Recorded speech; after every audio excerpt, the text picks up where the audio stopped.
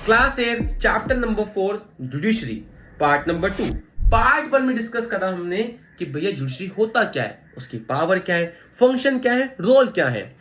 साथ में देखा आपने लास्टली कि स्ट्रक्चर कैसा था, supreme court, high court, district court. तो पार्ट 1 नहीं देखा है तो पहले पार्ट 1 देख लो, फिर पार्ट नंबर 2 पे आना। अब कुछ छोटे मोटे टॉपिक्स बचे हैं, फिर चैप्टर खत्म। फर्स्ट टॉपिक आता है हमारा इसके अंदर ब्रांचेस इन लीगल सिस्टम, यानी कि लीगल सिस्टम में कुछ ब्रांचेस हैं और मेनली दो ही ब्रांचेस हैं, एक है सिविल लॉज, एक है क्रिमिनल लॉज। यानी कि कुछ केसेस जाते हैं सिविल लॉज के अंदर और कुछ केसेस जाते हैं क्रिमिनल लॉज के अंदर। तो क्या केसेस हैं, क्या है वो देखते हैं। तो सबसे पहले स्टार्ट करते हैं सिविल लॉज। अब मान लो दो लोगों के बीच में कुछ डिस्प्यूट चल रहा है, दो एजेंसीज के बीच में डिस्प्यूट चल रहा है। कौन सी इशू को लेके? Land property. फैमिली में डिस्प्यूट चल रहा है लैंड को लेके। तो ऐसे केसेस, या कोई मैरिज में इशू चल रहा है, मतलब ऐसे केसेस जिसमें कोई मर्डर नहीं हो रहा है, चोरी नहीं हो रही, यानी कि सोसाइटी पर ज्यादा इंपैक्ट नहीं पड़ रहा है, वो जाते हैं किसके अंदर? सिविल लॉज के अंदर। सिविल लॉज के अंदर ये सारे केसेस स्टार्ट होते हैं कैसे? कोर्ट में पिटिशन डाल के, कोर्ट में पिटिशन डाल के, एंड इसको सोल्व करते हुए सुप्रीम कोर्ट या हाई कोर्ट या डिस्ट्रिक्ट कोर्ट डिसीजन लेते हुए क्या करता है? तो कंपेंसेट करता है। यानी कि मान लो दो लोग लड़ रहे थे लैंड को लेके, तो किसको कितना लैंड मिलेगा या किसको कितना पैसा आपस में देना है, कंपेंसेट होता है इसके अंदर जनरली। अब बात करते हैं क्रिमिनल लॉज।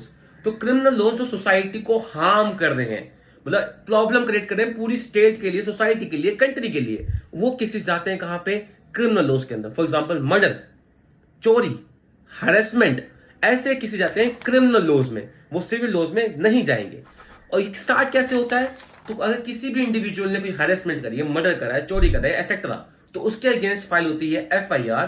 देन ये केस जाता है कोर्ट के अंदर, and court if find someone guilty, तो वो अपना डिसीजन लेते हुए यहाँ पे फाइन लगाता है या फिर उसको जेल की सजा देता है। यानी क्योंकि वहां पे सिविल लॉज में कंपेंसेट था, यहाँ पे फाइन है और यहाँ पे जेल भी होती है आपको।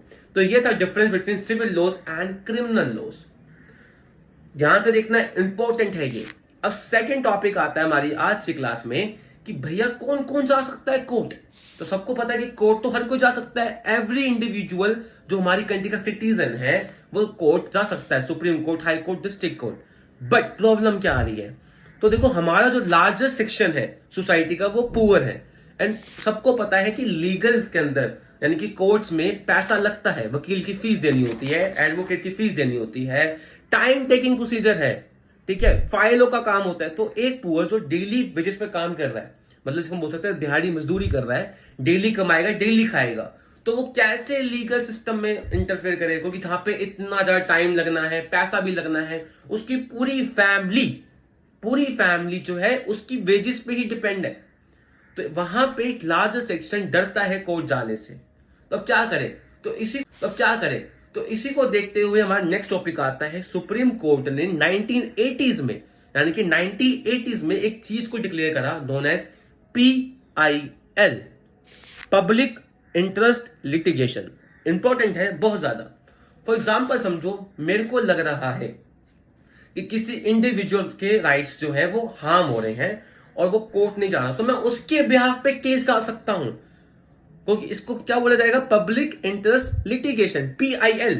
यानी कि आप कोई इंडिविजुअल या कोई NGO या कोई एजेंसी किसी और के बिहाफ पे पिटिशन फाइल कर सकती है, known as public interest litigation. तो अगर कोई अफोर्ड नहीं कर पा रहा है तो उसके बिहाफ पे PIL, public interest litigation file हो सकता है कोर्ट के अंदर। अब आता है last topic, that is importance of judiciary. तो यहां पे हमें ब्रेन लगाना है, सिंपल सा चीज है। इंपॉर्टेंस क्या है जुडिशरी की? तो जहां पे भी डेमोक्रेटिक कंट्री है वहां पे जुडिशरी होगी, वरना पार्लियामेंट तो कोई भी लॉ पास कर देगा जो कि फंडामेंटल राइट्स को अब्रीच कर रहा हो या कॉन्स्टिट्यूशन को अब्रीच कर रहा हो, तो कौन चेक करेगा? जुडिशरी। तो यानी कि जुडिशरी की बहुत ज्यादा इंपॉर्टेंस है, is play important role in democratic country. दूसरा, ये चेक करता है किसको? एग्जीक्यूटिव और लेजिस्लेटिव को, एंड हमारे फंडामेंटल राइट को प्रोटेक्ट करता है। तो these are the importance of judiciary. मिलते हैं नेक्स्ट चैप्टर के अंदर, और कोई भी डाउट है कमेंट करो। मिलते हैं।